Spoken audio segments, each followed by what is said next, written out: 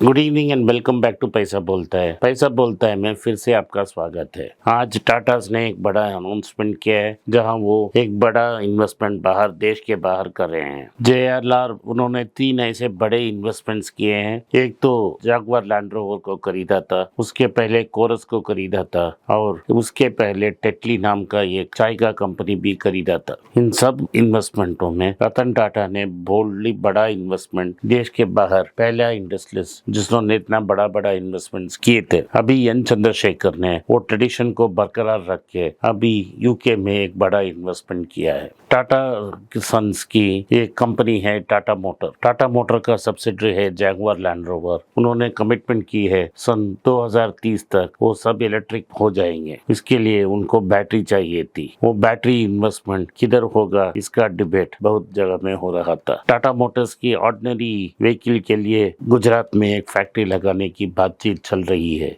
लेकिन ये उससे बड़ा बेहतरीन बड़ा इन्वेस्टमेंट है और चर्चा हो रहा था क्या ये भारत में होगा, क्या वो लंदन में होगा, यूके में होगा या स्पेन में होगा। उसके बाद बहुत डिस्कशन के बाद कल एन चंद्रशेखर ने ऋषि सुनक से मिला और उन्होंने ऐलान कर दिया कि इन्वेस्टमेंट लंदन में ही होगा, यूके में ही होगा और इसमें $5 बिलियन की इन्वेस्टमेंट होगी। लगभग 40,000 करोड़ से लेके 50,000 करोड़ की इन्वेस्टमेंट होगी। ये battery cell giga factory Europe के सबसे बड़ा होगी और state of the art technology England में चले जाएगी। दी टाटा की जो इन्वेस्टमेंट से सिग्नेचर हुई है वो ये कमिटमेंट देती है कि वो सस्टेनेबल फ्यूचर अश्योर करेगी अक्रॉस ऑल इट्स बिजनेसेस। ये गीगा फैक्ट्री विल ये प्रोडक्शन देगी high quality high performance battery cells and PACS, जिससे वेरियस मोबिलिटी और एनर्जी सेक्टर में इसका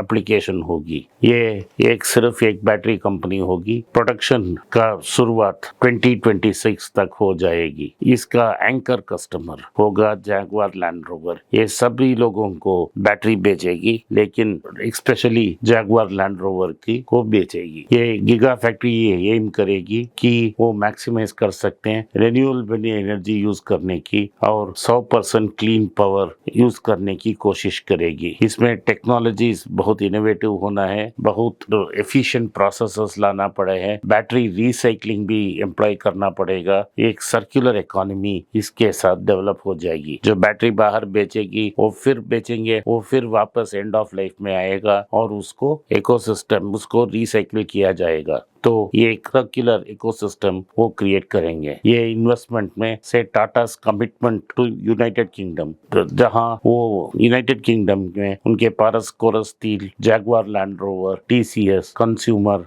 टाटा होटल्स, ITC होटल्स और टाटा केमिकल्स, ये सब के इन्वेस्टमेंट्स हैं। यूके में उनके कमिटमेंट को इंक्रीज करेगी। तो कल चंद्रशेखर ने एक चेयरमैन जो है टाटा सन्स की, वो यूके गवर्नमेंट को शुक्रगुजार किया कि उन्होंने कोऑपरेट करके ये इन्वेस्टमेंट को मुमकिन बनाया। टाटा की EV फैक्ट्री से यूके का ये फायदा होगा कि ब्रिटेन की जो कार प्रोडक्शन है वो ऑलरेडी बहुत कम थी और इस साल में 66 ईयर लो तक पहुंच गई है। अगर लगभग 70 साल के पहले जितना कार यूनाइटेड किंगडम में बनाते थे वही नंबर आज भी बना रहे हैं। इसके कारण प्लांट क्लोजर्स हैं, सेमीकंडक्टर शॉर्टेज है, सप्लाई चेन इश्यूज हैं। इन सारे इश्यूज से निपट नहीं पाई यूनाइटेड किंगडम। और दूसरा जो यूरोपियन कंपनीज हैं उन्होंने बहुत सारे सब्सिडी दी हैं, जिससे इलेक्ट्रिक व्हीकल्स डेवलपमेंट वो देश छोड़कर चला गया और यूके कार इंडस्ट्री जिसमें Jaguar Land rover, Morris minor ऐसे बड़े सच कंपनियां हैं वो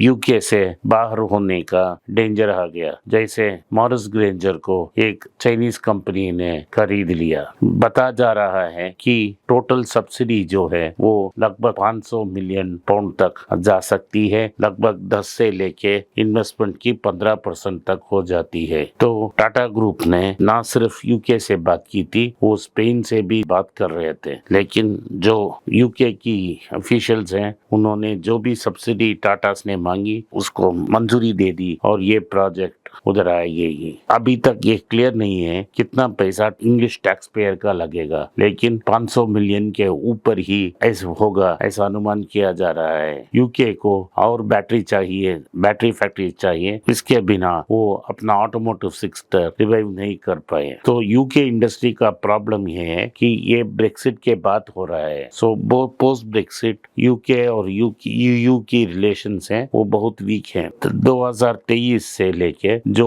यूरोपियन यूनियन पे कार बनाएंगे उसमें 10% की टैक्स लगाई जाएगी, शुल्क तो है वो लगाई जाएगी। यूरोपियन यूनियन में जो यूके में कार बनाते हैं उसका मार्केट शेयर है 58%। That is 58% of all cars made in UK are being bought in European Union. So without European Union you cannot have successful auto industry in Britain. So from 2023, electrical vehicles made in England must source at least 45% of their value either UK or EU to avoid 10% export tariff. लेकिन वो 10% का tariff जो है वो बढ़कर 65% तक हो जाएगा 2027 तक, अगर यूके में 45% की सोर्सिंग नहीं है। जैगुआर लैंड रोवर जो बैटरी उनको चाहिए उसका ऑर्डर इस कंपनी को देंगे, तो लगभग 40 गीगावाट बैटरीज 2026 तक वो इन्वेस्टमेंट वो खरीदेगी, वो जैगुआर लैंड रोवर इस कंपनी से खरीदेगी। जो गीगा फैक्ट्री है लगभग 5 लाख गाड़ियों के लिए बैटरी सप्लाई कर सकती है और यूरोप में सबसे बड़े कंपनी होगी और ये गीगा फैक्ट्री में 4000 जॉब्स आ सकते हैं। तो this is what it is that this car plant will supply, this battery plant will support 500,000 cars, can employ 4,000 people, and the export duty, if you do not source 45% of all your products input from either European Union or UK, tax will go up, start at 10% and go up to 65% by the time it comes in 2027. So UK desperately needed this investment and they got it. Tatas will also invest 13,000 crores, that is $1.5 billion to $2 billion to set up electric battery making factory in Sanand, Gujarat. However, the major business is going to be in UK. Thank you for watching पैसा बोलता है। पैसा बोलता है में आप इस broadcast में उपस्थित हुए इसके लिए मैं आपका शुक्रगुजार हूँ। धन्यवाद, नमस्कार, जय Hind. If you like this video, press the like button, make a comment and subscribe to my channel. If you have done all of the above, then I suggest you send this video to your friends and relatives and have them take a look. Once again, I thank you for your support for पैसा बोलता है।